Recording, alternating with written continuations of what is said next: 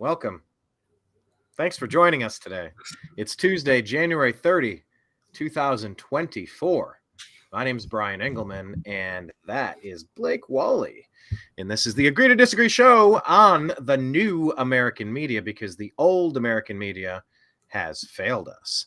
On today's show, we are going to discuss a lot of things, including E. Jean Carroll's kangaroo court. Well, what didn't the jury get to hear?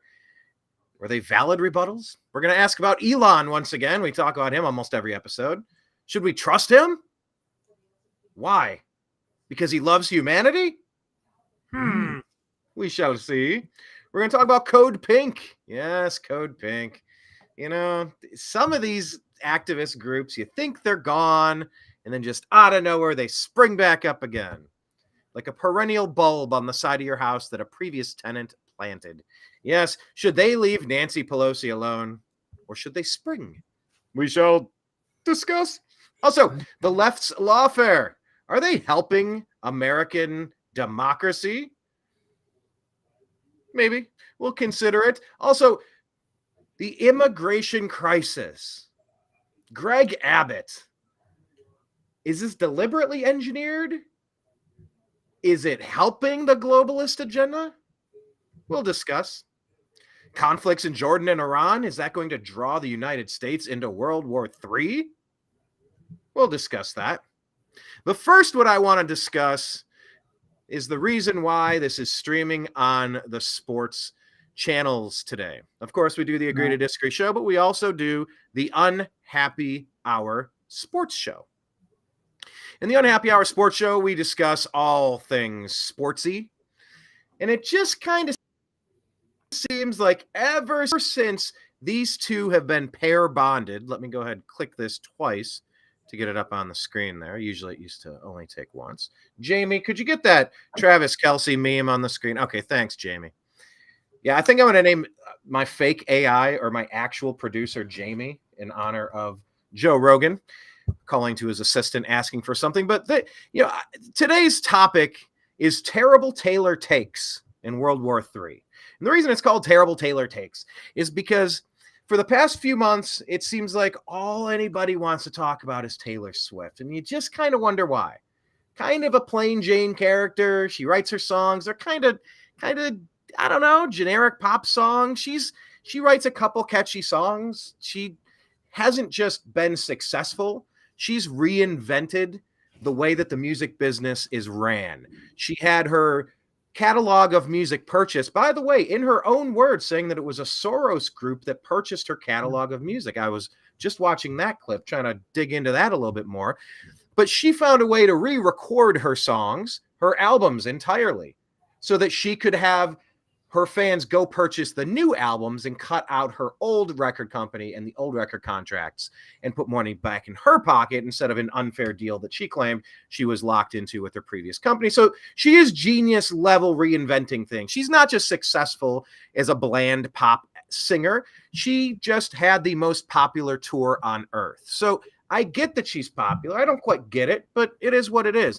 But toward the end of the football season, this Travis Kelce situation sprung up. And it seems like the media, the NFL, have just been running with this and saying that the popularity of the NFL has never been higher. The Swifties, the Taylor Swift fans joining to watch football games is at an all-time high. She's single-handedly saving the NFL from what? I don't know, from themselves probably, and they're bloviating. But this has been a trend since it has occurred, it being the relationship, we can say in air quotes, the relationship between Travis Kelce and Taylor Swift. But this is the terrible Taylor take that we have been hearing pretty much for the past week nonstop. Your daughters are watching you hate Taylor Swift for supporting her boyfriend and hearing you complain about her taking 60 seconds of airtime out of a 3-hour game. What they hear, be smaller, be less, do better. This is the take that the camp has pushed out. This is the official narrative and rebuttal that it came out at the 4 a.m. talking points, and this is what they are spreading across the country now. So the anti-Taylor people had their say. Now it's the defense of Taylor people. And I just want to say that this is way bigger than your terrible Taylor takes. This is not about the excessive amount of screen time that she's getting on television, which it is. It's pretty annoying. It's overdone. I'm over it. Looking up into that press box and watching the Taylor Swift fiasco, I'm over it. I just want to watch some football. But this is bigger because as soon as this relationship, this whole season has been about Travis Kelce as the face of football, and Travis Kelce with Taylor Swift. Travis Kelce putting Bud Light advertisements out there. Travis Kelce putting Pfizer announcements out there that you need to go get that thing inside of your arm. This is about Kelce. It's about Taylor Swift. And Taylor, by the way, very famously got very political a couple of years ago in favor of the Democrats who are taking on water on border issues, on Ukraine, on Israel. There is not on energy independence, on rising inflation. There's literally nothing that the Democrats are polling well in. There's nothing the Democrats are doing that the American people are resonating with. But out of nowhere is the Travis Kelce, Taylor Swift, ta-da, fiesta. So that's why today's show is streaming into the Unhappy Hour Sports Show. And this is why I'm going to toss this to TV's Blake Walley. You can follow him on X. He's at TV's Blake Walley and thenextlevelnews.com. Deb from Sac says, terrible Taylor takes. That's catchy. Yes, Blake is an alliteration fan of the utmost degree. And I figured that was as good a place as any to begin today's show. Blake, thank you for joining us. What say you, sir? Would you say that I'm an alliteration extremist? An alliteration activist. Okay, I like that. It's got to be double A then. Otherwise, yes. Yes, I would. Very much. But fans of the written word and the spoken word, we're always thinking about slant rhymes and alliterations. There's a hip-hop component there's a flow and a cadence to speaking and writing. And when you can use the same first letter, terrible Taylor takes, it does something to the brain.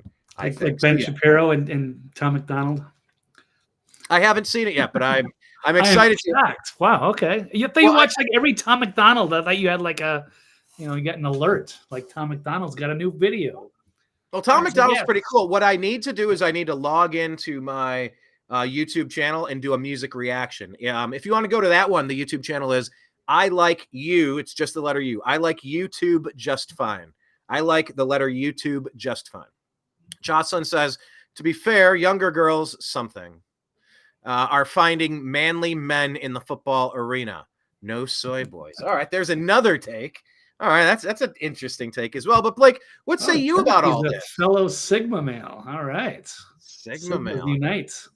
Does not care. So is this propaganda, Blake? Were the conference championships rigged? What say you? I kind of saw. Well, I'll tell you what I saw after I get your take. Well, I can pull up the calls if we want to go into that. I wasn't sure where to start here. Yeah, we could go either direction. I watched the game and I felt like the Ravens imploded.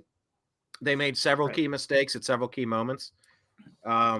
They fumbled the ball going into the end zone, Zay Flowers, Z-Flow, and then you had the interception. But some were saying that might have been a pass interference call. I do have that in this particular article. I don't know whether I favor that or not. I really thought Baltimore was going to win. I was surprised Kansas City made it through, but maybe it's also part of a conspiracy. I've seen some really bad calls that have benefited the Chiefs a lot, especially like during my the Vikings game, not a couple months back. But then it had that one that Tony that catch that big play that did get called back. So they did lose. They did kind of fade away towards the end, and all of a sudden they have been reinvigorated in the playoffs, and they pulled off a big upset, about 4.5-point underdog, not major, but yes, due to a couple of mistakes. But we can take a look at a couple of these officiating calls. I guess there are people that are calling for them to be investigated. I certainly do believe that they can rig games if they do want to. And it did seem like there were, I was surprised that there weren't some flags thrown a few times, especially just even benefiting the hometown team, but it never happened. So you keep waiting. Are they going to throw a flag? Nope. And then you just watch the Ravens cough up the lead, lose the game. And here we go. So they're saying, here we go. Let's pull this one up. This is the interception that he threw late, but he threw it kind of into triple coverage there. And they were saying that, and then Gene Steratore, who people are suspecting is just kind of confirms when they make bad ref calls, that he kind of justifies them on national TV to make it look like it's not that controversial here. So you've got a lot of significant contact there, according to Gene Steratore. So maybe that's it. He slowed him down right there just enough, if you see the full thing. So here we go. Yeah, Gene Steratore is the propaganda arm of the NFL. His job is to back bad calls by the refs. At least say it's a bad pass in a triple coverage. Don't try to say that there was no contact before the interception, as we can clearly receiver, but in my opinion, I think this contact is occurring. There it is. The interception is taking place. You see the and he's all over his back. You've got a play that's behind getting tackled, really. But then I don't know what he's looking at. What is he freaking out? You're looking at the video and you're like, dude, you just threw into triple coverage. I did. He threw it into triple coverage. He did, because Lamar Jackson wilts under pressure. Yeah, he could have thrown to that guy there. And he's got so many. He's got so many weapons. He's got so many receivers. Bateman and Andrews, and OBJ and Z-Flow. Way more weapons. Well, yeah. I don't know, way more weapons, but, Well, that's a lot. You're talking about OBJ, Rashad Bateman. You've got Mark Andrews, one of the better receiving tight ends. And who else? Zay Flowers. He's kind of a stud young guy. Plus, he can run. He can just, that's what, Lamar Jackson can do. But then he whips that one up into triple coverage. I'm not sure I understand that. Plus, he's got that likely or lively, the other backup tight end. Like, he's got plenty of targets to. It's an embarrassment of riches. But he threw into triple coverage. They lost the game. It benefited the Chiefs, and it does kind of look like that would be the favored team. Like, if the NFL and the advertisers could have their way, if they could script it, they would absolutely pick the Chiefs. But now, you've heard, Blake, for a while that the NFL script writers, they had Baltimore Ravens versus the 49ers because that was the color of the advertisement. I'm sure you've seen that. When you see the Super Bowl, whatever year it is, LXIV, whatever, it's purple and red. So like, they already know it's going to be the Ravens and the 49ers. Well, that didn't turn out. That was the big rumor we heard for weeks and weeks, right? So at least one of these was put to bed. Yeah, I don't know. I was kind of thinking it was going to be the Ravens and the Lions. That would have been a much more exciting. I think that would have been generated more interest from the real football fans. But I think they're trying to also just reach the general masses. And of course, they do love the Taylor Swift and Travis Kelce narrative. So they are going to absolutely push that. And how about all those insufferable Patrick Mahomes commercials as well? Oh my gosh, you can't go 20 minutes without seeing a Patrick Mahomes commercial. Then finally you go on a stretch in between one commercial break and there's not a Patrick Mahomes commercial and it's Travis Kelce. It is the most annoying shit. And so I'm seeing these terrible Taylor takes. They have all come out. These Swiftie defense battalions have come out blasting men who are complaining about a successful woman being on screen at their little football contest. Like, have you noticed the Swifties attacking now, almost feeling like it's a political and organized campaign? Because when I saw this game, Blake, and I watched it, I was for the first time in my life, probably for the first time in my life, Blake, because the Baltimore Ravens stole my Cleveland Browns franchise in 1995. For the first time ever, I was cheering for the Ravens. I feel gross saying that out loud because I'm just so sick of Kansas City. I'm sick of how Kansas City didn't get the helmet-to-helmet hit on the Browns and Baker Mayfield's Rashad Higgins touchdown. Going into the end zone, helmet-to-helmet, blasted him, and the ball went through as a touchback, and we lost the game by less than 7 points. If the refs called an honest game against the Browns and Chiefs a couple of years ago, the Browns would have been in the AFC Championship game instead. I am so sick of the Chiefs, of Kansas City, of Mike Holmgren, of Patrick Mahomes, of Taylor Swift, of Travis Kelce. I'm sick of all of them. And Kelce, by the way, from Cleveland. So Andy Reid, right? Not Holmgren. I said Holmgren. Yeah, I meant Andy Reid. They look similar. Yeah. It's the walrus mustache.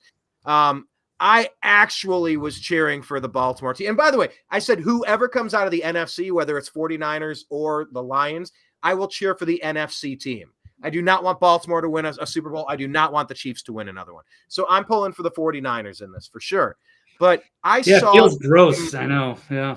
Yeah. I mean, but I like Chase Young from the Buckeyes. I like Bosa from the Buckeyes. I like Christian McCaffrey. I like Brock Purdy, Mr. Irrelevant, the last quarterback picked in the entire draft. There's some cool storylines over there. Some players I can appreciate. I don't like anything about the Chiefs. Nothing. Literally nothing. I will say their fans are actually pretty nice. Their fans were pretty cool when I went down there. But Kansas City is a cool city. But yeah, I'd like to see some new teams win. But torn on that because I didn't really want to see Detroit because the Vikings are 0-4 in the Super Bowls. And that would be how embarrassing would it be for the Lions to come out of nowhere and win a Super Bowl. But, I also feel bad for their fans because that was. Well, the Lions imploded just like the Ravens did. I didn't see a game that was rigged per se, but I have ball derangement syndrome. Over what? Over what? Hold on, Timothy. What do I have ball derangement syndrome over? Over the helmet-to-helmet hit from Dirty Dan Sorensen? He says his life is so much better because of football. Right. But regardless, Blake, whether the game was rigged so that the Chiefs could win and keep all those Kelce and Swiftie fans going in, do you think that there is a propaganda component here? Because what I've been seeing is all of this. We must defend Taylor. Leave Britney alone. That whole mob. We need to pull up that meme somewhere. You know what I'm talking about? Leave Britney alone. Now it's leave Taylor alone. She's a strong, independent woman. You must never say anything about her. She's not annoying at all. Leave Taylor alone. It is weird because it's like all the non-football fans that are getting involved in this, and they're finding enjoyment. But yes, that's going to get a lot more eyes on the Super Bowl. Absolutely. So the NFL definitely has an interest in getting this together. Actually, before we do that, why don't I just go into some of the details? Taylor Swift is already saying they've generated a whopping $330 million for the NFL because of this Travis Kelce romance. So the pop megastar has been. I have a question. Yeah. All right. How in the world could anybody possibly quantify that? I don't know, Brian. I haven't even gotten through the headline yet, so I haven't fully gotten into this. I'm not entirely sure. Front Office Sports recently reported Swift created a brand value, quote, of $331.5 million for the Chiefs and the NFL, citing data from this marketing group. Data accounted for print, digital, radio, television highlights, and social media monitoring since she attended her first Chiefs game on September 24th through January 22nd, and calculated a financial amount for each occurrence based on reach and impact, according to the report. So there you go, Brian. $331 million, perhaps, or at least a good rough estimate. To me, that's such an unquantifiable number. I don't buy that number at all. I mean, I get that they've used some metrics to come up with something. I don't see print, digital, radio, TV, highlights, social media, and they come up with this number. I don't, who knows? And I assure you, the Cleveland Browns being the best that they've been in since 1995 definitely helped ratings as well. They're one of the most well-traveled global brands in all of football. But yeah, I mean, it's just there can be a lot of we weren't serious, right? Good for the first time since Barry Sanders. Like the Lions fan base came out and they were super excited. There's a lot of reasons why. It's not like everything successful is because of Taylor Swift and her bland music. That could be. That's different. It's for the the non-football fans to engage with football and find interest in that, because she's a huge international megastar, one of the biggest musicians on the planet, singers or whatever we want to call her. So she does attract that audience, and they might go check out a football game just because of this. It's a big deal for certain people. So it's the romance became a national sensation when they were in New York City for a date night. And that's after she generated $166 million. I don't know, for a year. So they sent the internet into a tailspin in September when she caught the Chiefs' Week 3 victory over the Bears at Arrowhead Stadium. And she became a regular at Kelce's games, 12 of 18. And there they are, paparazzi. They even shared a kiss on the field when they win over the Ravens in the AFC Championship game. Look at that. Yeah, the people are going crazy for that. And they are tuning in. Look at that. She looks so concerned. But, although I will say I did think it was pretty fun watching Travis Kelce's brother, who I believe is retiring, or they're suspecting is going to retire, Jason Kelce, shirtless out there looking like Bert Kreischer, drinking beer and jumping out of the luxury box. That was kind of funny. But then the leave Taylor alone people are like, oh, you're okay with the camera showing Kelce's brother, but not Taylor. Leave Taylor alone. Leave Taylor alone. Here, I pulled up the clip just so I can stop saying the leave Taylor alone. But here's the leave Taylor alone person. We need to bring this back. Here we go. Well, that was 2007. Oh, come on. That's not what It's hard. Oh, Brian. No one Jamie. But I still love her. Hang on, here we go. It was at the beginning. Oh, that was a terrible clip. I went for leave Britney alone shorts. Anyway, it's this guy going, leave Taylor alone. Leave Taylor alone. All the terrible Taylor takes. Yeah, there's going to be more. When we had all the terrible AI photos from Taylor, we covered a couple of them. You need to send me some. Banned most of them off the internet. Huh? I haven't seen any of them. You need to send me more. Well, I know they pulled them all off of Twitter. They're hard to find now. I don't even know where the other ones that I have are. So they exist on that previous video. I'm surprised they didn't take that down. So, but anyway, this also looks like it's potentially set up. We got a UFC veteran, Paige Van Zandt, claims that Taylor Swift and Travis Kelce's romance is 100% fake and recounts her own experience with an NFL player. Of course, yes, you've got Mr. Pfizer, so this could be all set up for his propaganda here. I know sports and entertainment world buzzing with skepticism and theories surrounding the high-profile romance. But this former UFC, Paige Van Zandt, I'm not familiar, has now added her voice, sharing her own past experience where she was approached to fake a relationship with an NFL player. Blake, I think her dad is Ronnie Van Zant, isn't it? I don't know who that is. Oh, okay. Go ahead. Who is that? Van Zant. Go ahead. Read a little more. I'll give you the background in a minute. Let me look it up. All right. Well, anyway, the 29-year-old professional wrestler declared the bold statement during an episode of her podcast. So she says when she was on Dancing with the Stars, she hired a publicist.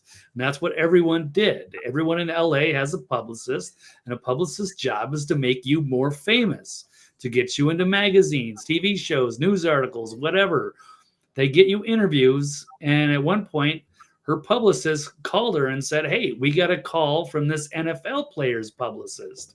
And then she was then approached with a proposal for a stage date with an unnamed NFL player, complete with planned paparazzi and orchestrated public displays of affection.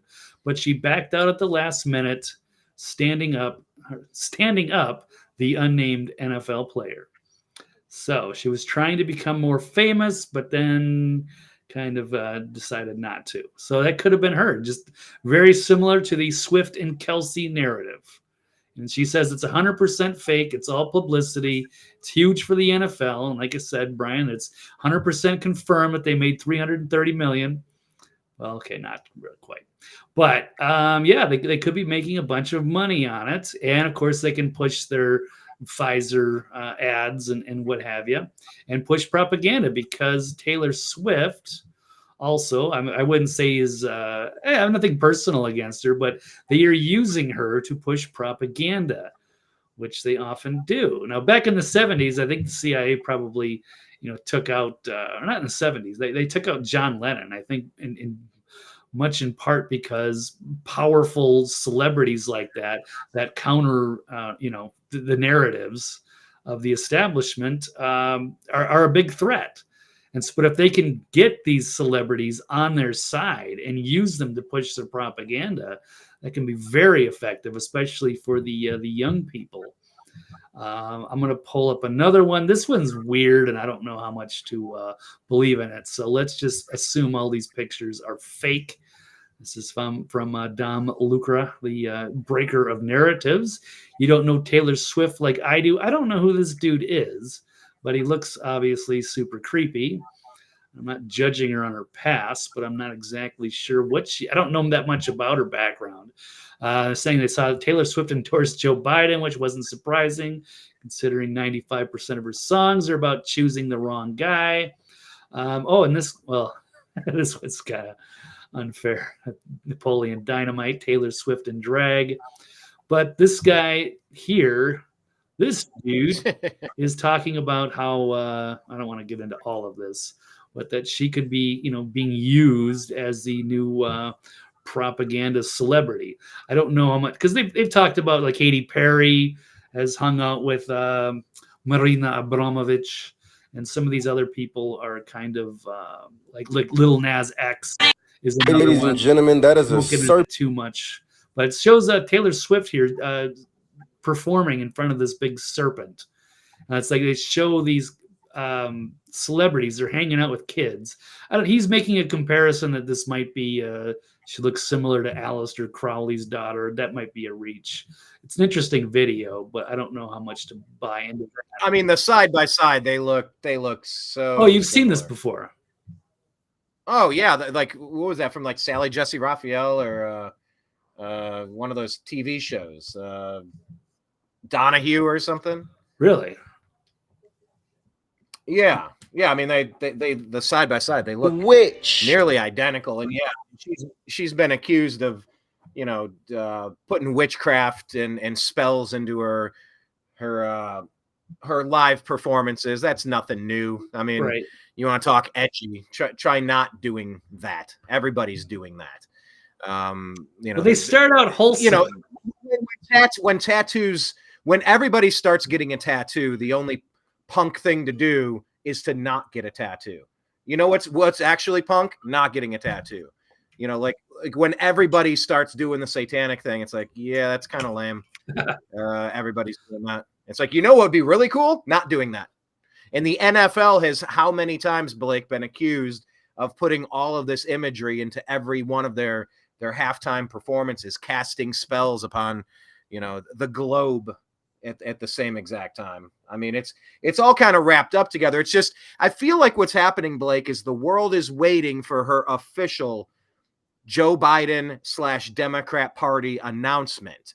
She was on video with her family in behind the scenes footage discussing how she wants to get involved and she has to support the Democrats. And it just, Travis being out there with Pfizer, it all just seems like the deep state Democrat pushes for Travis and Kelce and Pfizer and Bud Light in the NFL. They're all just going to push as hard as they can because the Democrats have no policy position that people are happy with. Yeah, that's definitely part of it. And then a part of it is just this whole getting these young people and getting them under the influence of some of these megastars. So this guy's pointing out that they all show up and they're all like wholesome. They're all with children. And then they go on to the dark stuff. And then here's Billie Eilish. Again, she's hanging out all these little kids. She's the next big pop superstar. She's so sweet and nice. And then the next thing you know, she's doing like weird satanic looking stuff, which is super creepy. Here's Lil Nas X. Look how wholesome that is. And all the little kids, and they got their cowboy hats on. And the next thing you know, he's doing like this weird, blatantly homosexual thing with the devil. That was creepy. And then blood in the shoes. That was also super creepy. So yeah, it seems to be a theme. They're trying to get the kids under their spell, and they want them to tune into the halftime show. And I don't even who's playing this year. Brian, I should know this, and I don't. Usher. Well, is he? I don't know that much about him because I'm not a real big fan of that kind of music. But what do you think? Is he going to be on the Hollyweird Satan team, or is he going to do a wholesome halftime show and shock the world? I don't see Usher as being a part of that club, but let's give it a minute. Let's see what they do. There's no way Usher has the star power to pull off Super Bowl halftime performance on his own. I mean, he's a big name, but he's a big name from 25 years ago. I'm wondering how many special guests he will incorporate to make it star worthy. I just want to play this. This is just a quick short, Blake. Yeah.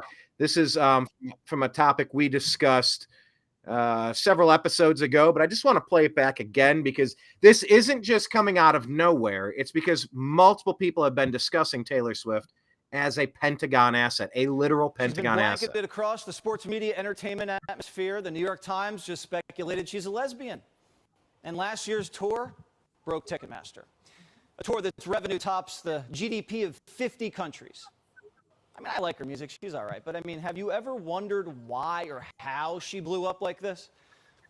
Well, around 4 years ago, curious. The Pentagon Psychological Operations Unit floated turning Taylor Swift into an asset during a NATO meeting. So this is during a NATO meeting. The idea was put out there. A psyop for combating online misinformation. Listen. There you go. So misinformation online must be stopped. So here we go. We need Taylor to participate. You came in here wanting to understand how you just go out there and counter an information operation. Well, the idea is that social influence can help encourage or promote behavior change. So they need behavior change promoted. So you need some popular people to be out there. Like a peaceful right. Operation. They're not going to listen to Biden and Hillary and all them, but they will listen to Taylor Swift. Oh my God, did you hear what Taylor said? I'm going to vote because she loves Joe Biden, so I'm going to vote for Joe Biden. Right. Low info crowd. So yeah, I believe that. And here's they're being used. The final part is she's saying it's a peaceful information operation. She includes Taylor Swift because she's she's a fairly influential online person. Taylor Swift's. There you go. She's a fairly influential online person. So this isn't coming out of left field, Blake. This is them talking about it in their own words. It's her getting involved with the Democrat Party. It's Travis getting involved with Pfizer and Bud Light. It's them being pushed onto everybody to the point where, I mean, we're way past the nauseous phase.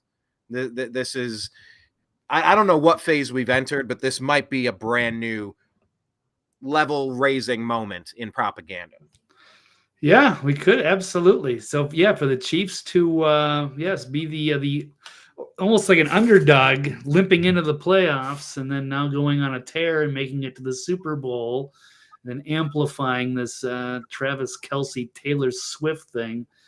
It's going to be huge. That's going to be a big storyline, and of course, obviously, she's going to be there.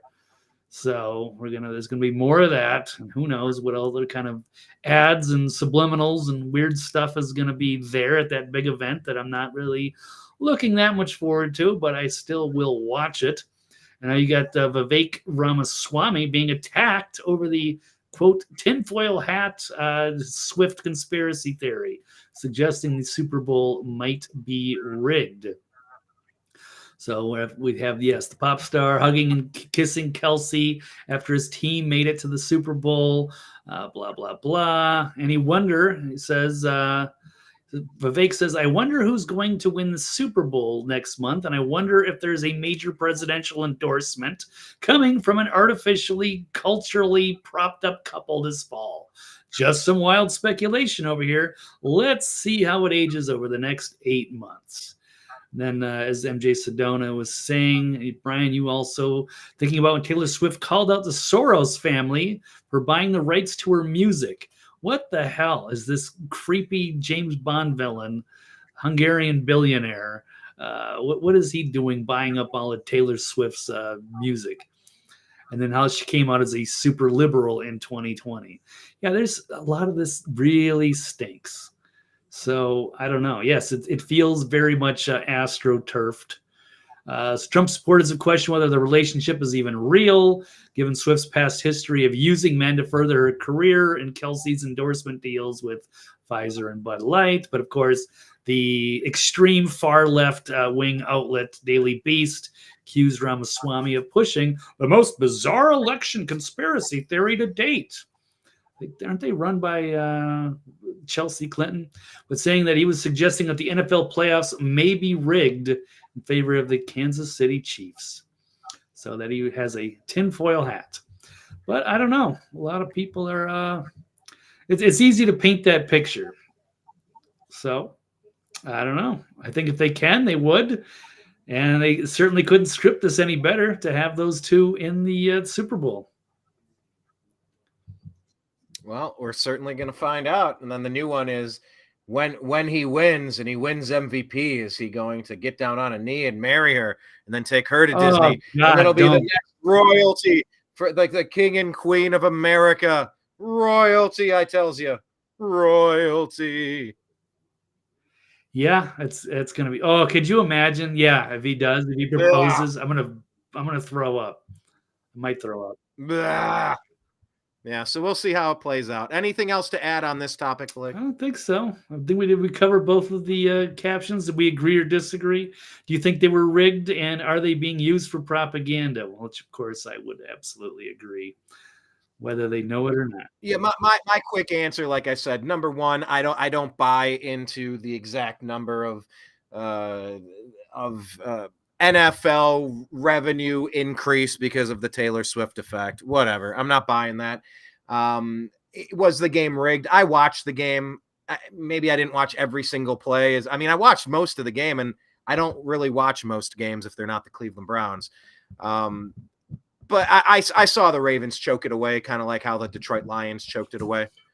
Just a huge play. That was a 7-point swing and maybe more. I forget what happened on the ensuing drive by the Chiefs. Did they score on that Zay Flowers fumble into the end zone? But yeah, they did it to themselves. That replay showed. It's good. It was a bad interception, but like he threw it into triple coverage. That's what happens. You kind of lose the benefit of the doubt from the referee when you do something like closing your eyes and chucking it up into three people.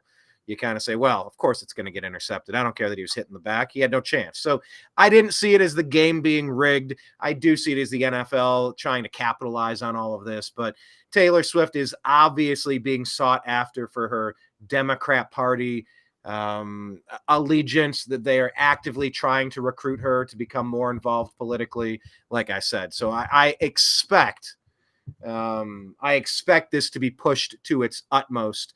And it's like Jocelyn says here. She says this really is a storm in a teacup. War is happening, and people are worried about Taylor Swift. Exactly. So that being Circus, got to distract the masses. Yeah, it really is. So on that point, let's pause and pivot onto the next topic, because there's some serious stuff that is going on in the world, and it's probably about time we get to some of it.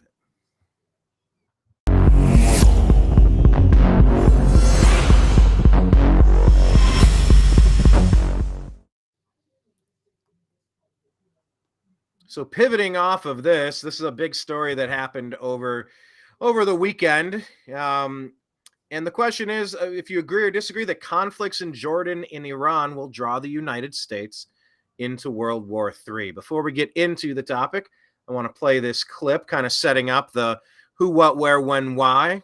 This is from Judge Janine here, walking through what we know about this drone attack in Jordan. Let's just jump right in and get your take. I got to tell you, we are not looking for a war with Iran. Iran is sitting there and saying, we can do whatever we want to these people. Look, Joe Biden is terrified of escalation.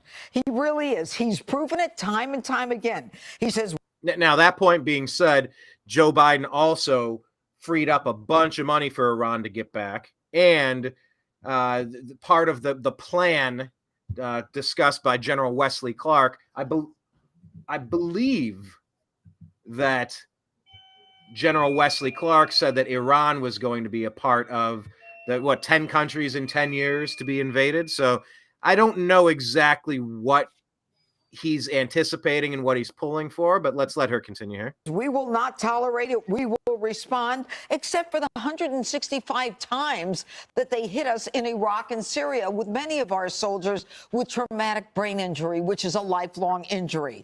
And then 2 weeks ago, Joe Biden's beating his chest and he says, Iran got the message. And that was a couple of months after Sullivan says, everything's quiet in the Middle East. I mean, we are clueless and feckless on the world stage. We've given Iran a pass because we don't want to get involved in World War III. And remember, it was Trump that got involved with Ahmadinejad, or not Ahmadinejad.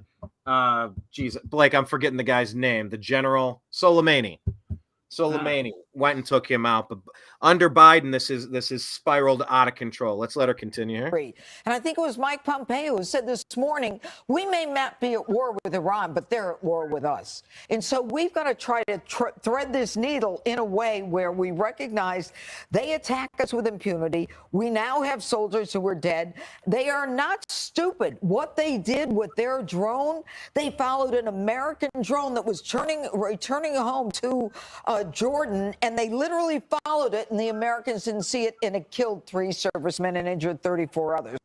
And I mean, this is all on the heels of a couple of years of for the most part, that there were not 100%, but for the most part, it was a very calm 4 years of leadership under President Trump on the global scheme, on the global scale of things. And ever since Biden assumed power, seized control of the federal government from Afghanistan to Jordan, you have American troops being killed all over the place, and things just seem to be spiraling further and further out. Let's let her finish, then we'll get your take, Blake. We've got American hostages being held by Hamas. We don't even know. Sorry, I don't want to keep pausing here, but for the love of God, we're how many months in and there's U.S. hostages and it's not front page news. It's not leading every broadcast like it would be if it were President Trump as president right now. The stuff that the legacy media ignores and they give Biden a pass on is disgusting. There's Americans being held behind enemy lines right now, and they don't want to talk about it, and they're given a pass. Know if they're alive at this point. And the latest thing is Joe Biden says today it was wholly uncivilized. Give me a break. Right. Get in there and start fighting. And let me just say one more thing. What did Trump do? He killed Soleimani. All right. Enforce the sanctions. He is the person. If we look at the chart of where Iran was financially under Biden and what they are doing now under Trump and where they are now with Biden, it's very clear they hurt.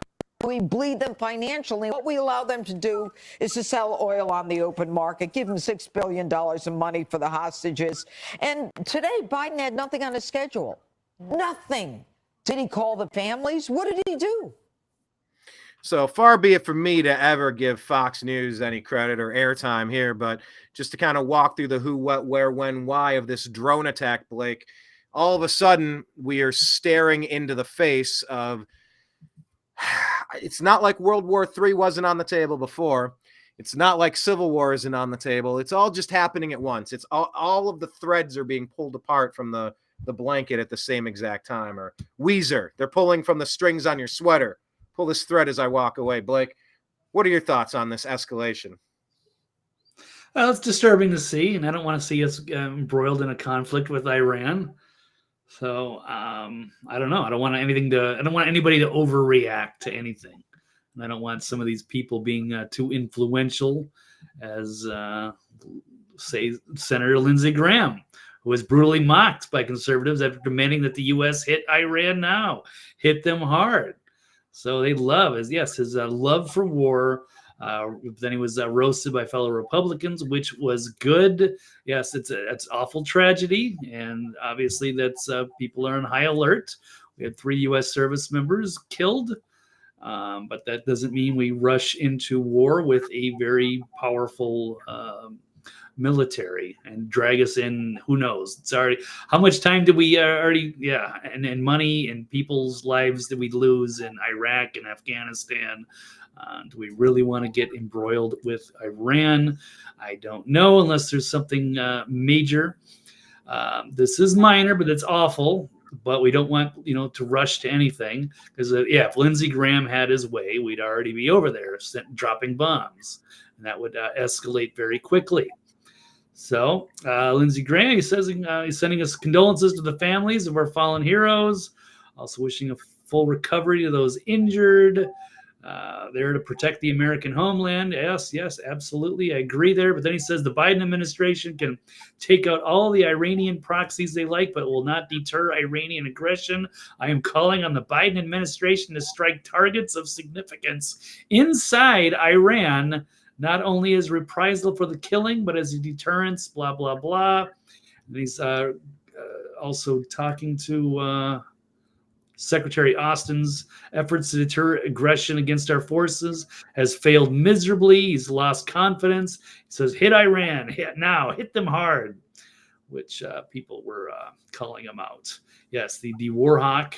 Yeah, maybe we should have, Lindsey go over there first, or maybe we should just trade him. We can let Lindsey Graham be a hostage of the Iranians. That's okay. We can just leave him over there. Shut the hell up, you effeminate rhino creep. Hit them with what? They and them pronouns. Yes, our military is turned into an embarrassment. After, of course, he wants to give all of our weaponry to Ukraine, and how much money. And now we're going to have, and now we got a border crisis in Texas. Now we've got, help out Israel, and now we want to go bomb Iran. Doesn't sound like a very good idea to me. We're going to be stretched pretty thin. And we don't have a lot of recruitment numbers in the Army getting in there. There's also, Laura Loomer's calling it war porn. So probably a bad idea. But there's never been a war or conflict that Lindsey doesn't like or to try to get us involved with. But I think we should ignore those voices for now and hope that we can patch this over. So I don't know. I guess that would be my take on that, Brian. Yeah, I was kind of looking here, just kind of going through it, and that's your one of your favorite quotables, Syrian girl. She says that 3 U.S. soldiers are dead, 34 injured in a drone strike on an illegal U.S. base in Syria, not in Jordan, as the Pentagon claims. Do not come to Syria to steal oil and die for Israel. Time to go home. It just feels like everything is being pulled apart at the seams, Blake. You mentioned the recruiting numbers. I was reading a report that said that they're reducing the requirements to join, and that essentially what this means is that the U.S. is definitely going to war because we're out of people. I was reading reports about conscription over in Ukraine, where people are being kidnapped and pulled off the street. If you're, under whatever age it is, 50 or 60, and you're just not returning to your family, you're just being put into the meat grinder on the front lines. Like, the people who want war are pushing for it. And once again, it's just, here's your helpful reminder. War is declared by Congress. It's not declared by the president.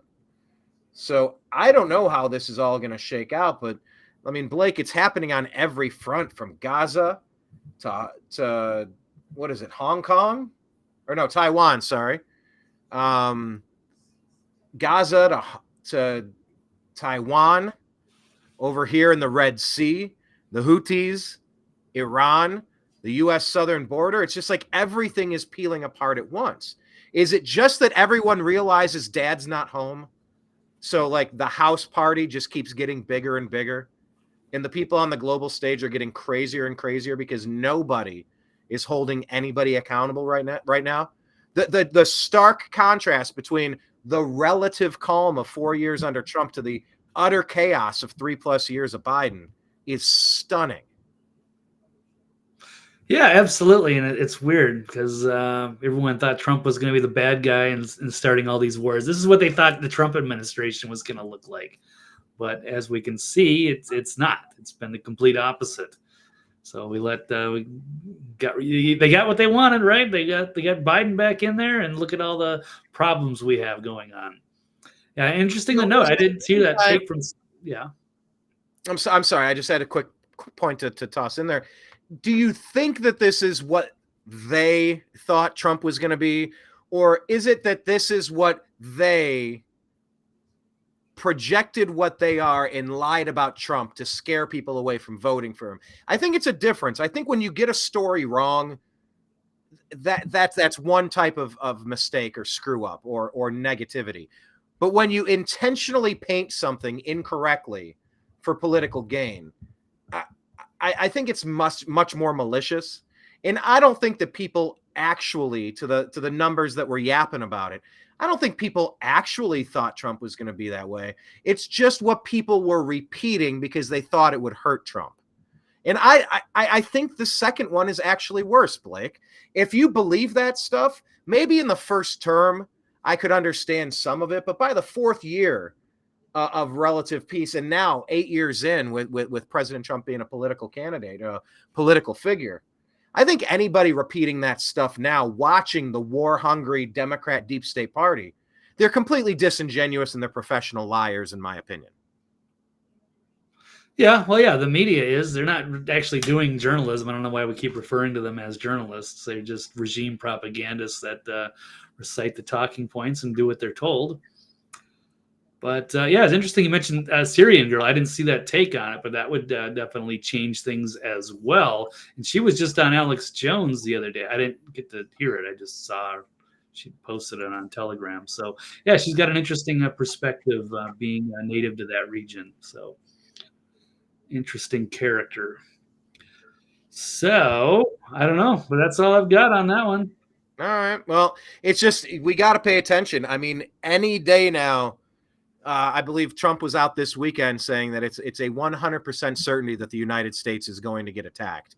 I think we're pretty close to 100% as well. So if there's ever been a time to get prepared and get ready, get to know your neighbors, get some supplies on hands, get yourself a little bit more physically fit, mentally fit, spiritually fit, this is it.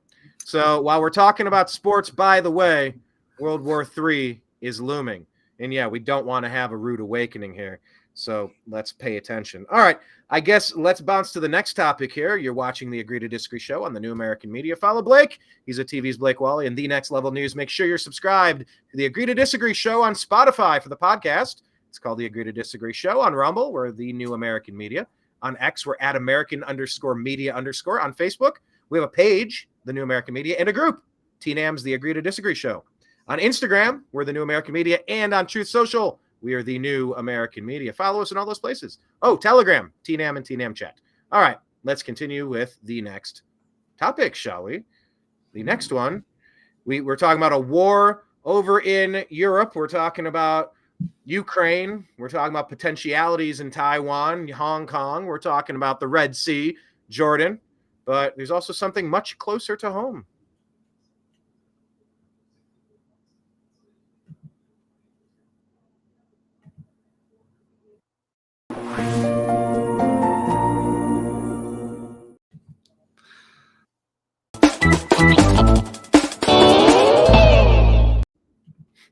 Okay. What happened? Did two of them play? That was weird. Yeah. Well, the first one was lame, so I brought up the second one. Oh, okay. Hey, you put them there. You know what that reminds me of? Pulp Fiction. Do you know that whole movie, Blake? Of course. I've probably seen it 50 times. What are you laughing at? Your clothes. They're your clothes, MFer. Right? He's wearing like the Banana Slugs t-shirt and the flip-flops or whatever in the backyard, getting hosed off. They're your clothes, MFer. It's like, hey, that's your stinger, MFer. If it's a silly one, swap it out. Okay. Talking about a war at home, Blake. Agree or disagree that this immigration crisis, I love this word. Oh, crisis seems so like there was an earthquake nobody saw happen. Nobody could foresee it. There's this crisis. There's an asteroid heading to Earth. Nobody could have imagined such a thing. This is planned. But this immigration crisis is being deliberately engineered, Blake. Agree or disagree? Absolutely agree. It's definitely happening. And this is one of the best articles I've seen on it. This is what been one of my favorite writers for years, Brandon Smith out of the Alt Market. saying why the immigration crisis is being deliberately engineered. It's a cultural replacement. There's absolutely no doubt elements of our own government are deliberately encouraging the acceleration of illegal immigration across the southern border, and they are actively sabotaging any attempts to stop the madness. And there are two questions we need to ask. Why are they doing this, and what can be done to stop them? So, federal government recently challenged Texas efforts to install border fencing and barbed wire to prevent the massive influx of foreigners. This after several incidents in which criminals and terrorists have been identified. But anyway, Biden felt the need to intervene. A majority of the Supreme Court has also taken Biden's side, forcing Governor Abbott to declare the situation an invasion that threatens his security and America's as well. It's become a big showdown, and it needs to happen sooner the better. So let's see. It's an emergency measure used by civilizations for thousands of years, the expulsion of unwanted or destructive groups. The cultures that don't protect their own gates end up being erased or absorbed into a completely different population that may not hold the same values and principles. The majority of nations on this planet today have strict immigration rules, yet America and the EU, the only regions attacked for wanting to limit the flow. So the open borders propaganda is part of the larger establishment agenda. Been active. Of course, we got 300,000 border violations just in December alone. It's unsustainable. And these even these big cities are being overwhelmed. Homeless shelters have been inundated. And Democratic mayors are finally getting on board with the national emergency idea. But it's also, it's about creating a social destabilization. It kind of ties into that Cloward-Piven strategy, which he's saying is not quite telling you the full picture here. But there's also a thing called Operation Garden Plot in martial law. So I don't know if you knew this, Brian. I did not. 1968, the U.S. Department of Defense, at the request of the government, drafted a civil disturbance plan called Operation Garden Plot, which outlined what was essentially a martial law response to a large-scale social breakdown.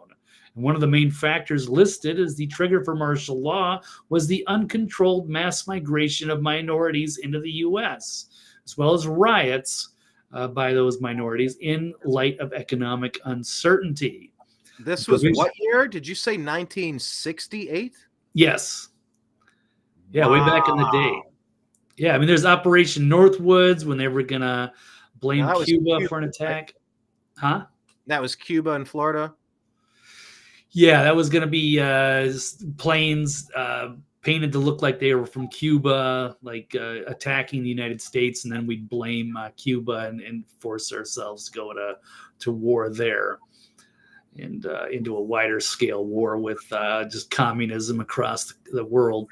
But yes, Garden Plot has provisions designed to install a long-lasting domestic military presence in the United States if deemed necessary. And it was also the planned installation of kind of what's, the FEMA camps, which we know today, are detention facilities meant to hold large numbers of refugees. So these programs were accidentally exposed during the Iran-Contra hearings 20 years later, 1987. Because they were kept secret from a majority of representatives, even in Congress.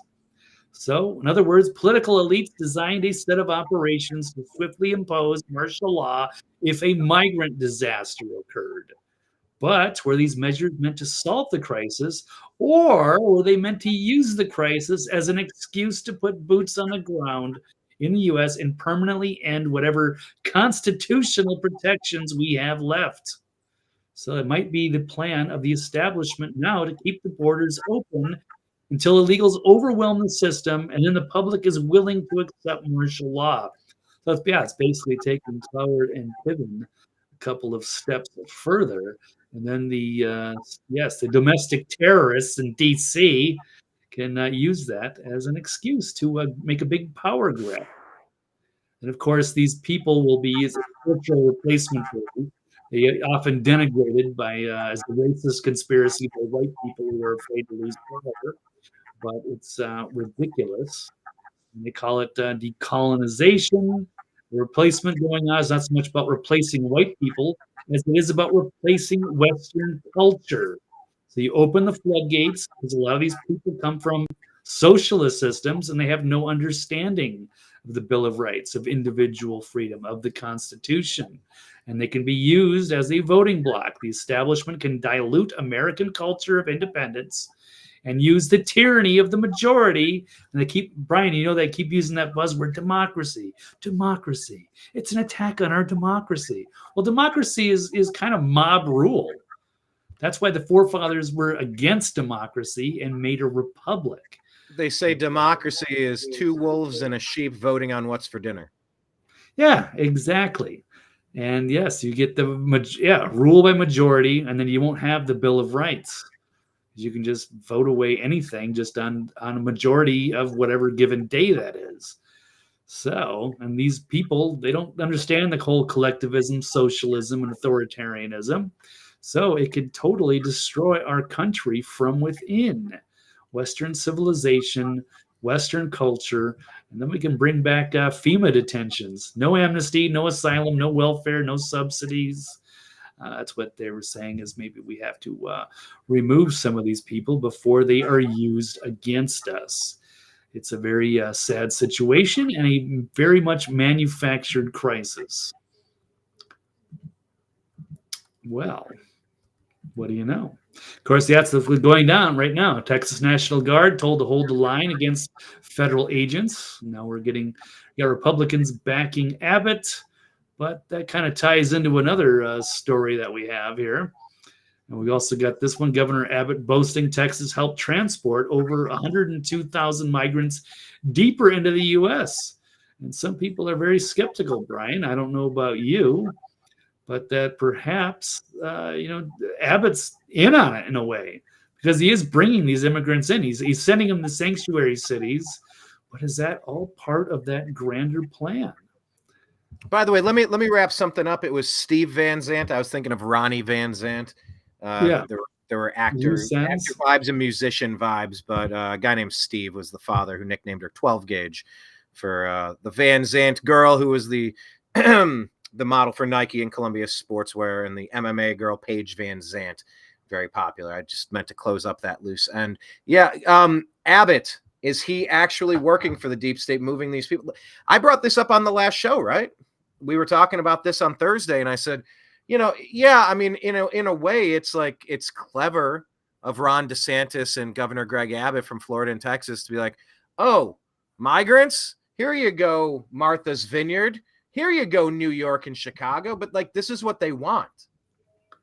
They should just be put on a bus back across the border.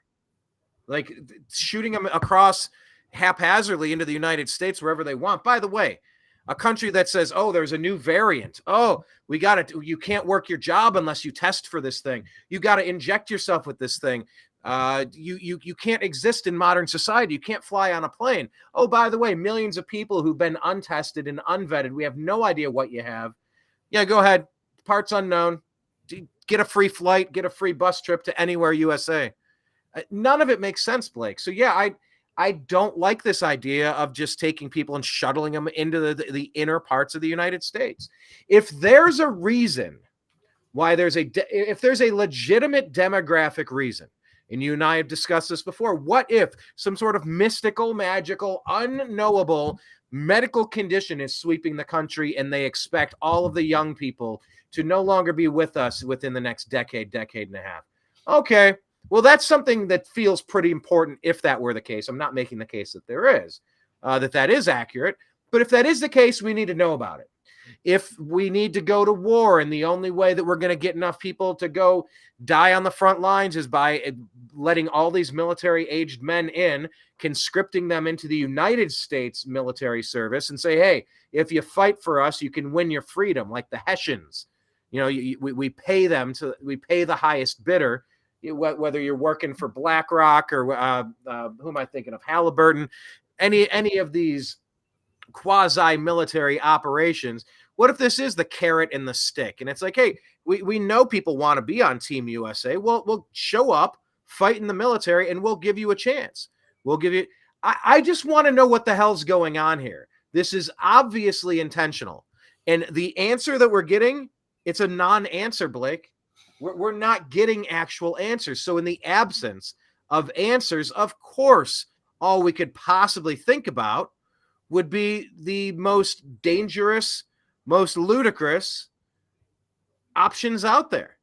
And when we're considering what's actually happening at the southern border, when we're trying to figure out who's responsible here, who is actually trustworthy, who's on which side, are these people that we're letting in, are they actually Americans? Are these people that are going to agree with some sort of American ideal?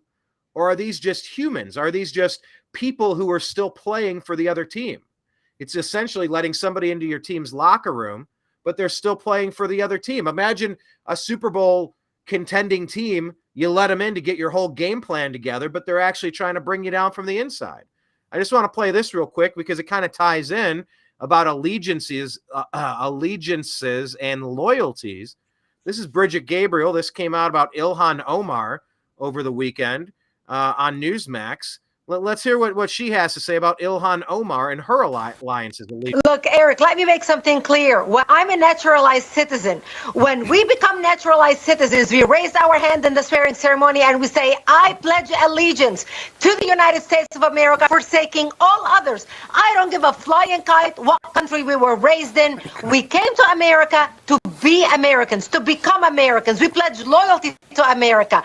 That's how the immigrants that made it all the way through the history of our nation, that's how they did it. My children don't speak a word of Arabic because I wanted to make sure my children were Americans and they understood that they are number one Americans before anything else. And I beg of somebody from the Biden administration, I beg of you to hear the plan of how you're getting these people assimilated. Are these people that speak English? Have they taken a constitutional test? Have they committed to join the United States? These are just people you're dumping all over the country to sleep on the streets, to sleep in airports, to sleep at the police stations. God knows who their loyalties belong to. That guy on video saying, oh, you're not smart enough to know who I am, but you're going to know who I am soon. Whatever that threat was, it's obviously now, a threat. Listening to Ilhan Omar talk about the Somali community, let's not forget, it was out of that Somali community, her community, that 43 terrorists went to the Middle East to fight in the holy war against America. The first American suicide bomber was a Somali American from that community. We need to make it very clear to our people that we need representation in Congress, those who represent America and no other nation. So the issue, because Ilhan Omar was out there discussing her allegiances to Somalia the other day. She was saying she has a very special and close relationship with the president of Somalia. She calls him her uncle, and he calls her his girl. And she also refers to him as, quote, our president, end quote, while the entire audience in Minnesota, Blake, your homeland, cheers. So America is being taken over by people who don't have an allegiance to the United States.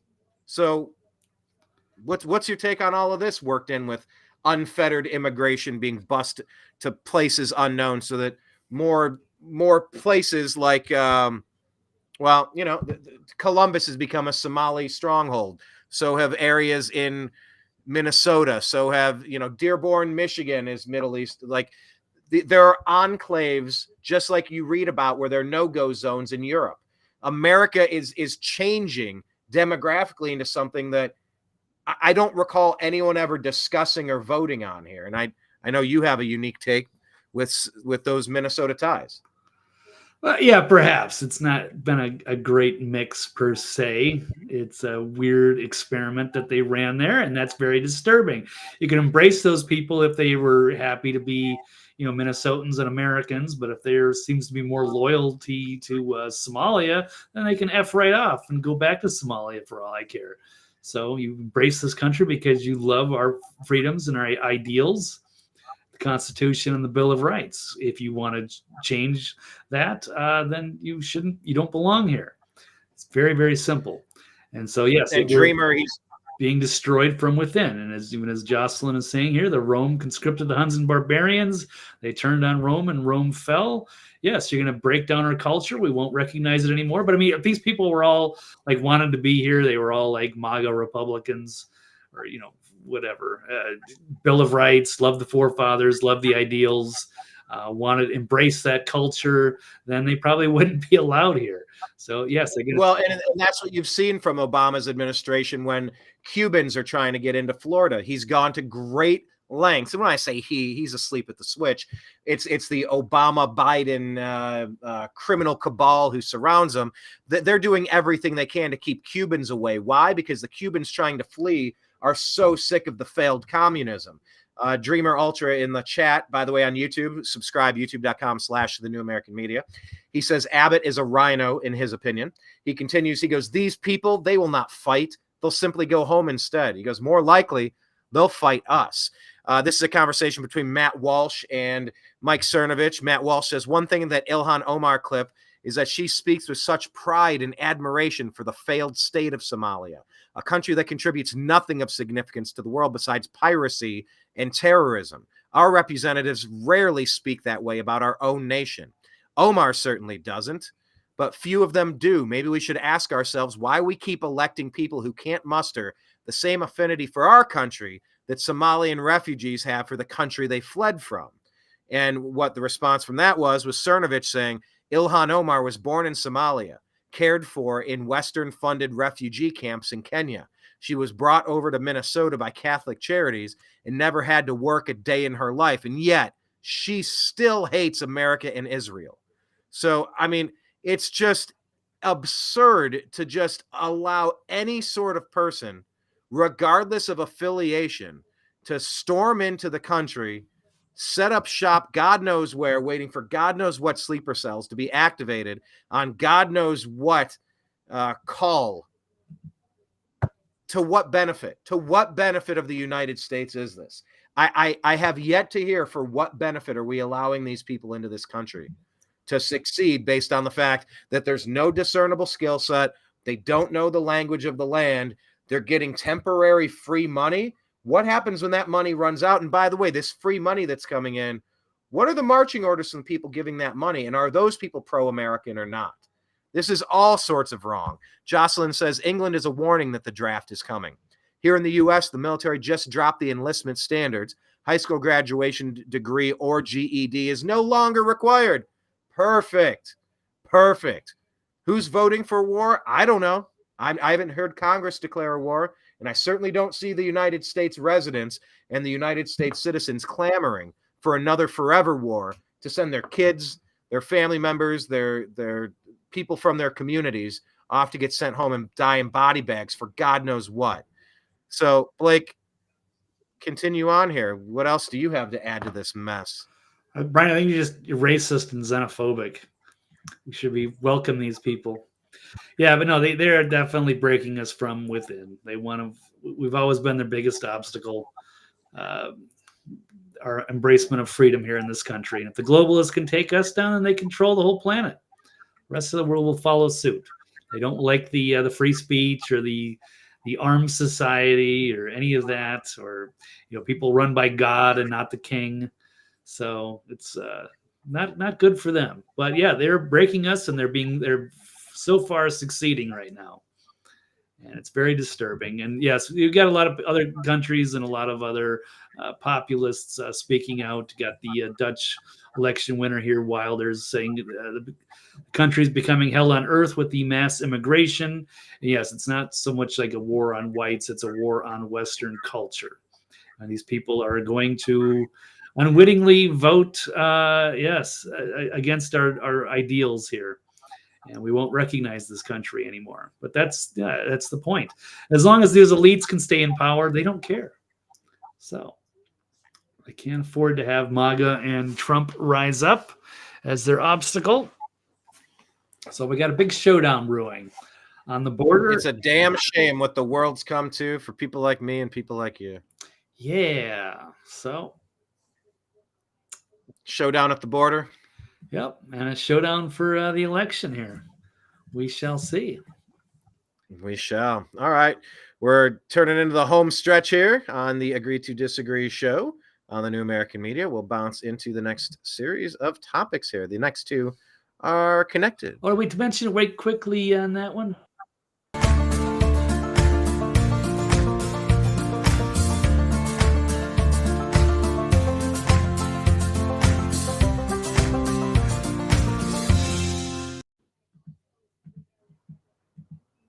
Perhaps I jumped the gun a little too soon, Blake. Continue. No worry, I forgot to mention that. But I mean, they are supposedly, again, it feels like this has been going on for a while here. The House will vote to impeach the Secretary Mayorkas ASAP. Speaker Johnson reveals. I don't know. Seems like this has been going on. Seems like this has been like a topic multiple times already, and nothing is getting done. I don't know why, but Mayorkas. There's no good reason to delay this. And Kamala Harris is the border czar, and Biden is overseeing all of this. You need to impeach all of them immediately for dereliction of duty and for treason. This is leaving us incredibly unsafe. I mean, this needs to happen immediately. Yeah. There's no reason this is taking so long. It should be Speaker Mike Johnson as president immediately. This is such an abdication of responsibility. It's not even up for debate. Make the senators, you say, well, the House might narrowly pass it, but it'll never get through the Senate. Put them on record for when they attack, for when the attack comes. Put them on record and say, no, they granted Mayorkas and Biden and Harris safe harbor. They welcomed the invasion. Put them on record so that they're washed away in the next election. Make them say that they're okay with this. What in the world is taking so long, Blake? I don't get it either. So it's the globalist takeover. And as long as they can just keep, running this scam and just busting these people in, flying them in, leaving the border open, the more it helps them in the long run. Protect themselves against, a real insurrection. For real. Yeah, the insurrection where nobody was told to bring a gun and nobody fired a shot. Right. That insurrection, the one where you decided you're going to show up and play chess. Yep. We're going to play checkers on the front lawn. If I win, you're going to give me your government without a single shot being fired. The mostly peaceful protest. These people pushing these agendas are so full of it, Blake. Right. Jocelyn saying, don't hold your breath. Oh, sorry, I missed one. I was just going to say to Deb, good to have you here. Sorry you got to go, but there's no show tonight. There's no Toxically Masculine Tuesday tonight. Just as a show note, I think Mike had to go to the dentist and he had some, he's going to go under for some extensive stuff. So we are going to postpone that for another date this week. We're not quite sure yet, but always great to have you, Deb. Have a good one. And then, yes, Brian, sorry I cut you off there.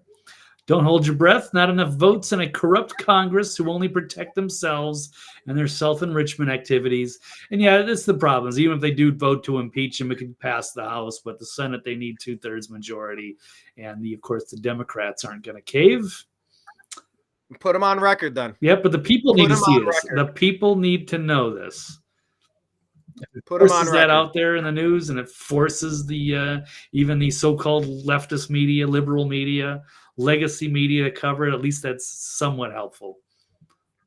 Exactly. That brought up 2 points, Blake. You just reminded me. Number one, I would like to get the schedule of when Mike goes live, because you and I have been talking about maybe doing something in the evening, and I just want to make sure I have the schedule right so we don't overlap. Additionally, I had a thought. I hadn't thought of it or to mention it to you yet, but I want to invite Mike onto an episode of the Agree to Disagree show. We share the studio. If you could toss him that invitation, it's an open invite. Next time you chat with the man. But yeah, it's another idea that I've had. It's like, hey, we'll promote his show, and we should have him on sometime. Put the offer out. Yeah, cross-pollinate. Why not? Of course. There's people that watch the YouTube channel and the Rumble channel for the New American Media who don't know Mike and his work. So, let's draw them over to his show and his stuff. But yeah, even if the Senate can't get 2/3 across, put them all on record. Make this next election all about. So what do we think, guys, about just a permanent move of the Agree to Disagree show to more of a, laid back night show? Yeah, at some point that might make the most sense to to do it in the evening. If Blake can stay cogent and coherent long enough into the evening, so that he can enjoy his relaxation time and not cut into that. That's part of it. And yeah, well, it's not so much, dude. It's a lot of stuff. It eats up 2 key afternoons, and I've always got a revolve schedule around. It creates a busy day. Whereas an evening, and I'm tired of having to like rush out the door and leave early. It looks weird, but yes, have a little bit more of an open-ended, laid back, interact with the audience type of show. So I don't know. That's what I'm thinking. More of a casual nighttime fun time. Oh yeah. Yeah, and Blake, I think both could exist, because I got 2 other people saying that there should be an evening show, like something like that, a different type of show, just if you will. The format. It's we do love to interact with you guys, but I don't know. It's just a different format. Whether you want to run a fast-paced news show, get everything under an hour, which would be ideal, or if we just want to kind of keep it open-ended and have a little more interaction. So. I don't. Jocelyn says something along those lines. Mike may not like the way you chat with the audience. Hey, that's why everybody does their own thing differently. We all drive our vehicles the way that we drive our vehicles. Yeah, I don't know if Mike's gonna like the 2.5 hour marathon of yes, so it might not quite fit. But we've been on for an hour and 20 minutes, Blake, right, and we're wrapping up on the way home. We've condensed the timeline per your adamant request. Okay, and let's bounce into the next topic. Blake, agree or disagree that the left's lawfare is destroying American democracy? It's a republic, by the way.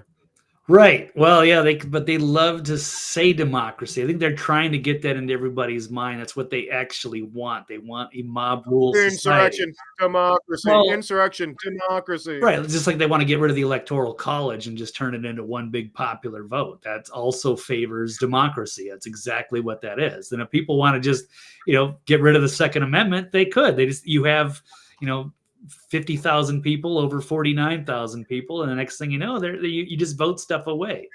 Whereas it's the republic, you have certain things that you cannot get rid of, like the Bill of Rights. So, but yeah, the lawfare will destroy American democracy.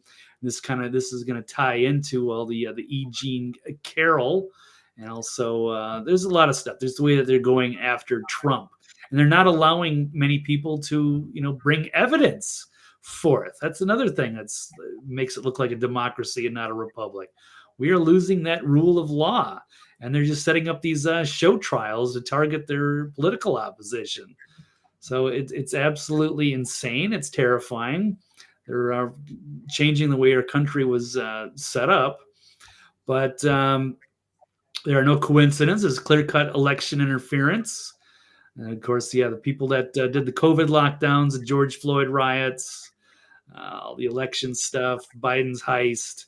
We got E. Jean Carroll's getting $83 million. Now that will be appealed, but it's amazing that was allowed to go forth, considering she has no credibility, and Trump was not allowed to show evidence. So it is. That was the most kangaroo of kangaroo courts I've ever seen. Let me just play this really quick clip. It addresses a couple of things, but there's so many more things left unsaid. I mean, this judge needs to be disbarred immediately for putting someone up in a kangaroo court and not allowing any of the 30 completely viable common sense defenses. You were just in front of a firing squad with a predetermined If you watch outcome. the fake news day in and day out, you will not know the basic elements of this case. That this woman, E. Jean Carroll, doesn't even know the date of the alleged incident, doesn't know the year it occurred, that there is absolutely no evidence to back it up. No security camera footage, no DNA evidence, no police report. No, she wrote it in a book and she showed up on some fake news shows. This woman has serious, serious issues. The word rape carries so many sexual connotations. This was not sexual. I think most people think of rape as it is a violent assault. It is not. I think most people think of rape being sexy. Think of the fantasies. The jury wasn't able to it's see a that. fantasy. How about She these cooked up a tweets fantasy in her where own she head. made some horrendously awful, disgusting observations about sex, men, women, herself. Also the fact that years after the alleged assault, she said she was a fan of The Apprentice. I mean, massive Apprentice fan. Jury wasn't allowed to see that. This is insane, folks. It really is. So she wasn't traumatized seeing her rapist on The Apprentice mocking her, knowing that he's gotten away with it all of these years as he threw himself on her at some dressing room and some fancy schmancy store in Manhattan. I mean, it's such a bullshit story. No evidence. There's nothing on a dress. The dress she claims she was wearing wasn't in production at the time. The entire story is lifted out of a Law and Order SVU episode. It's had he been able to present any of these 100 reasons why this woman cannot be taken seriously, and that there's no evidence supporting this claim. There's no video proof. There's no forensic proof. She doesn't even know when it happened. This is not a case. This is just a political witch hunt. It's election interference of the highest level during the election season. I mean, the judge that allowed this does not have the right to be a judge. This person shows why people like him should never be allowed anywhere near the judge's circuit. Right. Yeah. It should be in textbooks for legal students. Yeah. Law students. She couldn't recall the date, month, season, or year it happened. Never told anybody about it. The dress she claims to have been wearing didn't exist yet. A description of the dressing room at the Bergdorf Goodman was inaccurate, making your sequence of events impossible. Lawsuit was bankrolled by Jeffrey Epstein pal and Democrat and Nikki Haley mega donor Reid Hoffman. That part, Blake. Yep. Can you elaborate on that part a little bit more about Reid Hoffman, what we know about him, who he's funding, what else he's doing, like just anything else you can do to elaborate on the Reid Hoffman part? I just know he's that a is super so creep. telling. And by the way, one more point. Yeah. They had to change the laws of New York to retroactively undo the fact that it was past the statute of limitations, or they did it right before. Under the policy of New York, Trump was not eligible to be persecuted for this. They changed the law specifically to go after Trump. This is so obvious what was going on. But the Reid Hoffman connection is just as telling as the fact that they had to change an existing law to just go get Orange Man bad with this story. Yeah, that's exactly what it is. So yeah, this fat pervy creep, Reid Hoffman, who was at Epstein's Island, co-founder of LinkedIn, is targeting his political opposition, Trump, and he's bankrolling Nikki Haley. He's a deep state guy. And yes, as you said, Democrats created a law. It's called the Adult Survivors Act in 2022 that enabled her lawsuit to proceed. Yes, her accusation is the exact plot line of an episode of Law and Order, one of her favorite shows. Apprentice, also one of her favorite shows, and she has a history of falsely accusing men of rape. How about that part? How about that? What do we know about who she's falsely accused of rape? I've seen this. I don't know all the stories. I just know this. It's Les Moonves. He was like one of the top guy. I think it's CBS. I could be wrong on that, but a major TV exec. Do we know about that one? Did that go to court, or was that settled out of court, or did it? I'm not 100%. I don't know all the backstory of that, but that's a big deal that she's done this before, and her view of rape is very skewed. Thinks of it as sexy because it's fantasy. She's cooking them up in her head. This never happened, and any allowing of evidence in that courtroom would have exonerated Trump, and it would have been laughed out of court. But they didn't want to do that. So yes, it's a banana republic, kangaroo court. They are changing the laws, and they are targeting their political opposition. And Reid Hoffman is actively supporting Nikki Haley, and he actively supported this lawsuit. Like he's the mastermind of several different things right now. He might arguably have more influence than George Soros, obviously, because Soros handed off the keys to his son. But Reid Hoffman appears to be the number one puppet string holder at the moment. Am I wrong to say that?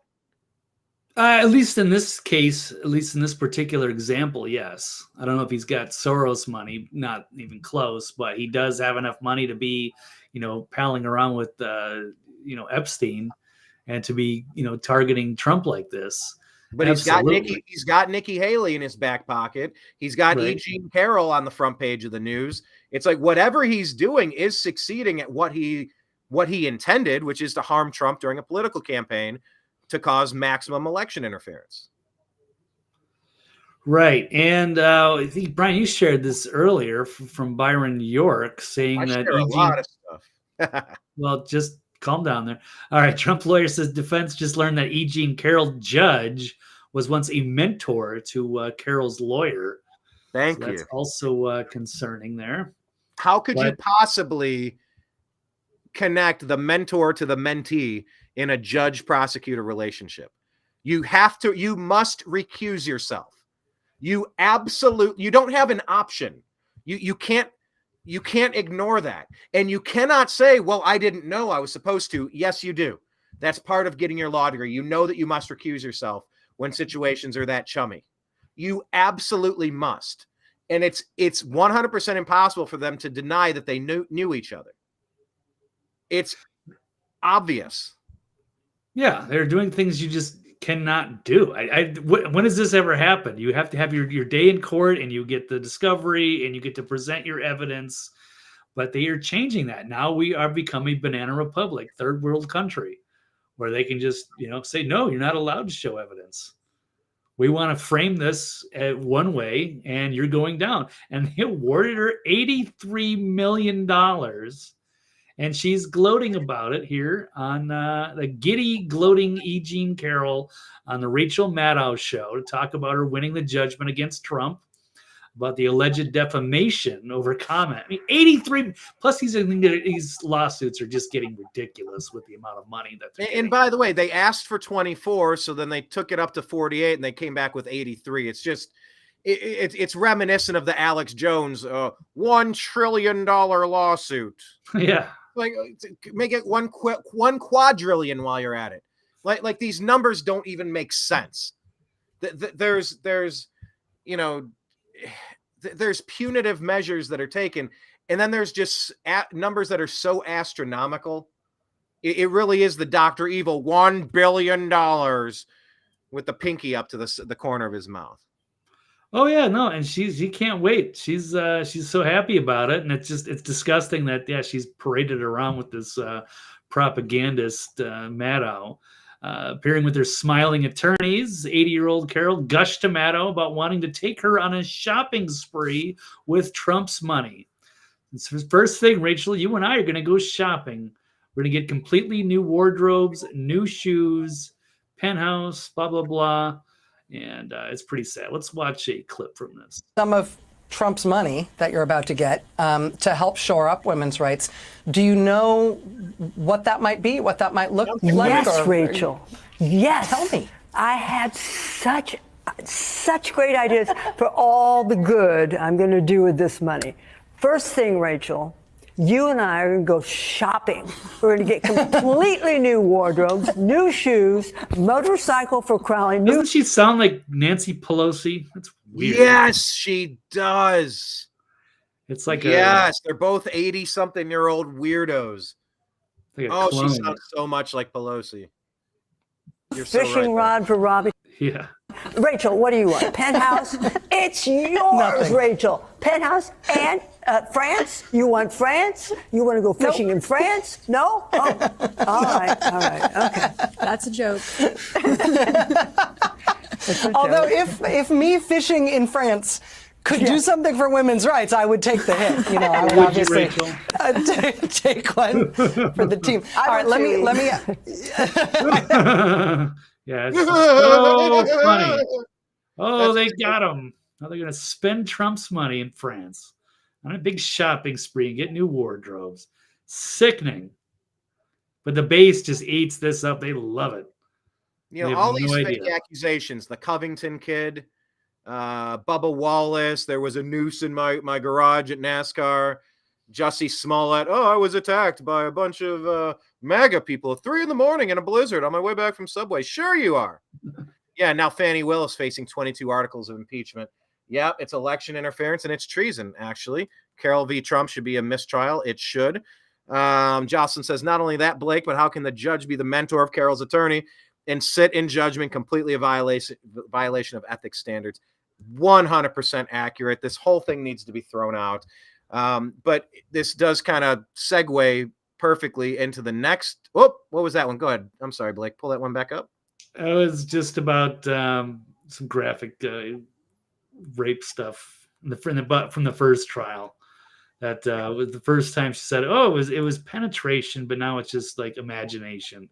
It's just sexy or whatever." So it's, I don't know. She's not credible, and it's insane that she's being taken seriously. She's not. They just want to get rid of Trump no matter what, even if it's for just total BS. Yeah, she's never reported to the police. She's crazy. She's obviously crazy. And she doesn't sound like a victim. Like, oh, finally, I'm just so happy to get justice. It's been just a hard 30 years living with this. No.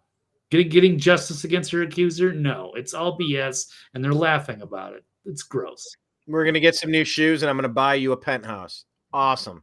Yeah, that makes sense. But really, the lady does sound like Pelosi. Like Nancy Pelosi, and that is our next topic. Yeah, she sounds legit, Dreamer. Yeah, she sounds legit and nutty. He also mentioned that 3-letter assets often go by first initial. Coincidence, maybe, with E, Jean Carroll? Could be. I don't know. Interesting point. Yeah. Okay, but like, what about this one? Code Pink protesters should leave Nancy alone. Won't you leave Nancy alone? Perhaps. No, I disagree. They're apparently at her house. You were criticizing her, but they go after the left pretty hard too. So, controversial video showing Nancy Pelosi in a shouting match with protesters outside her home, telling them to go back to China. So, it's a newly surfaced video. Sparked controversy, showing Speaker Nancy Pelosi, her former speaker, in a heated confrontation outside her San Fran residence.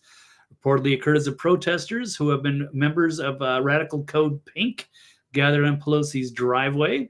They wrote on their social media in October, Pelosi told her members calling for a ceasefire to go back to China. But the same women have been protesting for peace at her house for 17 years. And Pelosi takes thousands of dollars from AIPAC. Who's really the foreign agent here? And one member said, she said we should go talk to China because we're China supporters. I guess she fell for that in a New York Times article, or maybe she planted it. The idea that Code Pink is controlled by the Chinese government is a load of BS. So we can watch a video here. It is fun, Blake.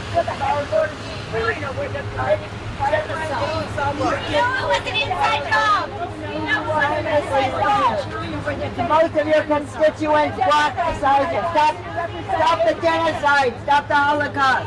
The Democrats want the ceasefire. The Democrats want the ceasefire. The Democrats want the ceasefire. It's getting bizarre. She's accusing them of being for China, and then she was also making headlines by making a bizarre conspiracy theory that the pro-Palestine protesters were financially backed by Russia. It's so insane. It's just like they believe their own BS, or maybe she's really mentally just deteriorating and she just doesn't know what she's doing anymore. So maybe she's got to resign for that. But yeah, she's under the fire. And it's interesting to see that Code Pink has been prominently at her residence for that long, calling her out for her warmongering ways. And she's just a poster child of corruption in D.C. So I will say, though, that I think it's pretty great when you see the snake eating its own tail. When Code Pink is going after her and she's going after Code Pink, you're like, oh, man, they have really jumped the shark now.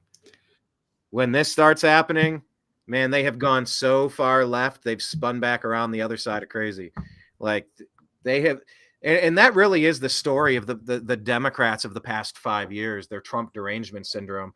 And really for 8 years under Obama. For people that think Obama was a centrist or a moderate, everything about that man is radical. Everything about him, from his spouse to his policy to how he was raised, the little red schoolhouse, the people who bankrolled him, the terrorists he did fundraising dinners in the homes with in Chicago, the people that he appointed, everything about them was radical. But in the past 5 years, the Trump derangement syndrome has been even further. And I think that is going to be the story of the past 20 years, was how the Democrats jumped the shark and destroyed the legitimacy of their organization.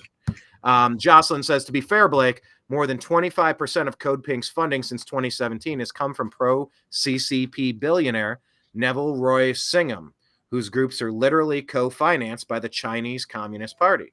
Well, okay, interesting point. I'd also love to see the people in the Democrat Party who are financed by the CCP, the ones who seem to be completely on their payroll, starting and stopping with Beijing Biden, and work our way down. So, Yep. I mean, I think they're all getting none of them should be taking any money, whether APAC, whether it's Israel or China or Russia or any of that stuff.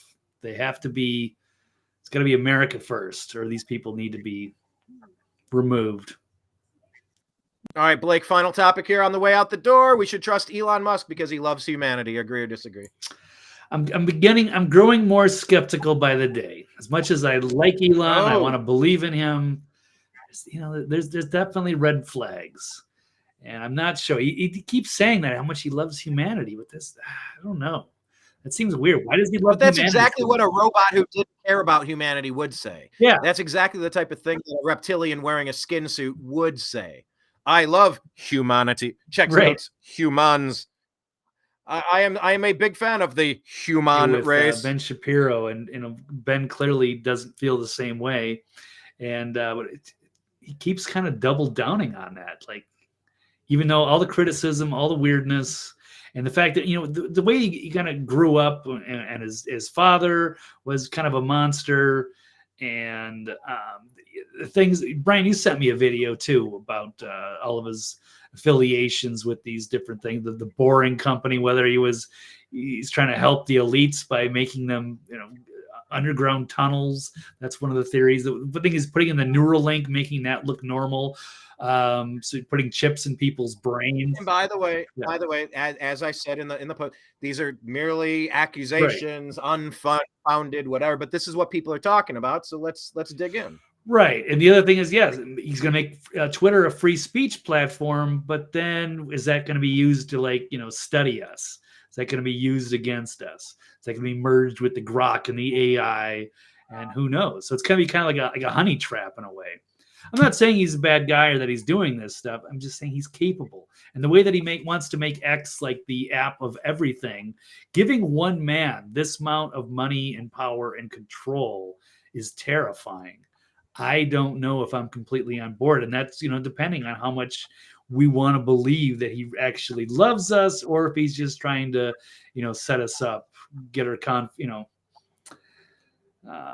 to believe in his message, and then, pull the rug from under us at some point. I don't know.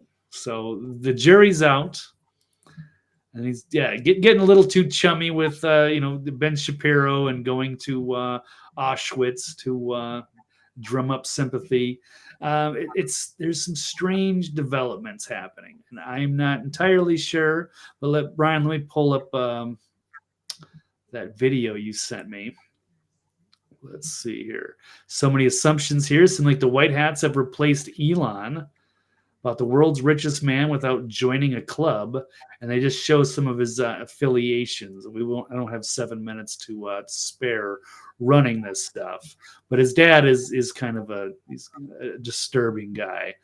And then we got Jeffrey Epstein setting up with Musk's brother up with a girlfriend. He's trying to get involved. He's setting his Boring Company to make tunnels for the elite and the government. And here's all the different underground bases that's going on. So I don't know. Brian, without getting too much into these details and just the massive amount of wealth and power that he has, and Starlink maybe being hooked up with CIA, military. I don't know about all of this stuff. Or putting the Neuralink again, the chips in people's brains, being sort of in the vicinity of Jeffrey Epstein. And there's a picture of him with Ghislaine Maxwell. There it is right there. That doesn't mean too much, but we can kind of make that, we can start drawing that picture that it is very possible.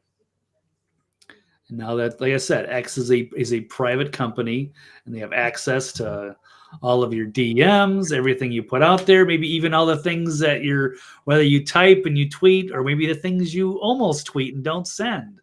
And who knows how that data is being accumulated and perhaps used against you while he's posing as the good guy. So could he be the ultimate bad guy, Brian?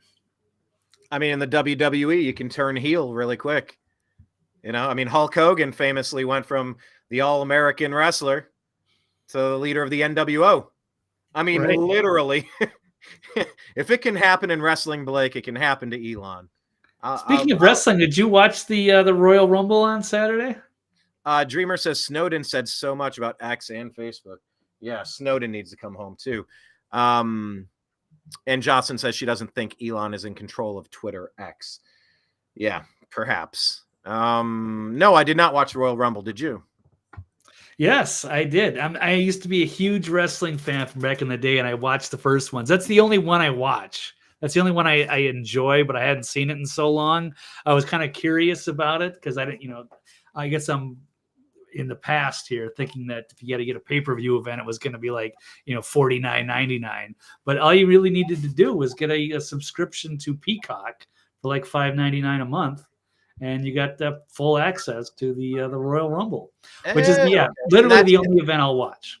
And that's what Peacock did to get Taylor Swift fans to sign up for it, because they put the Chiefs Dolphins game on Peacock only, so that they could get all of those Swifties over.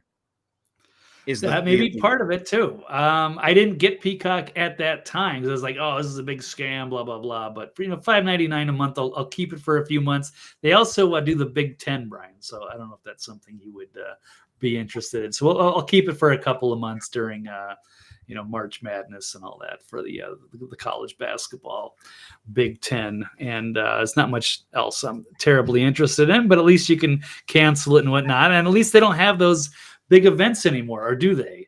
Like where you have to pay big money? Do they still do that with the pay-per-view? Don't know. I don't know. But anyway, it's entertaining, even though it's goofy. But Elon set up, as the good guy, but he's actually a bad guy. Like, who knows? I don't know. He does a lot of good things, but anybody you have to take with a grain of salt, and you have to keep at arm's length, and you have to be careful and wary of. Period. End of story. Absolutely. Everybody needs to, you trust but verify, and you don't sign away too much of your humanity to anybody. It's that simple for me. So, right. All right, Blake, that's all I got for today. Tell people where they can find you, sir. Twitter, TV's Blake Walley, and Elon's X Twitter. And then, of course, the archive will always be on thenextlevelnews.com, so you can catch any shows. And in the comments, Dreamer says, "Oh yeah, brother." Yeah. Thank you so much for everybody participating today. Blake, I will talk with you later. Appreciate you as always. And we'll be back again on Thursday at 3 p.m. Eastern time. You take care. Talk to you later. Sounds good. Looking forward. Take care. Peace.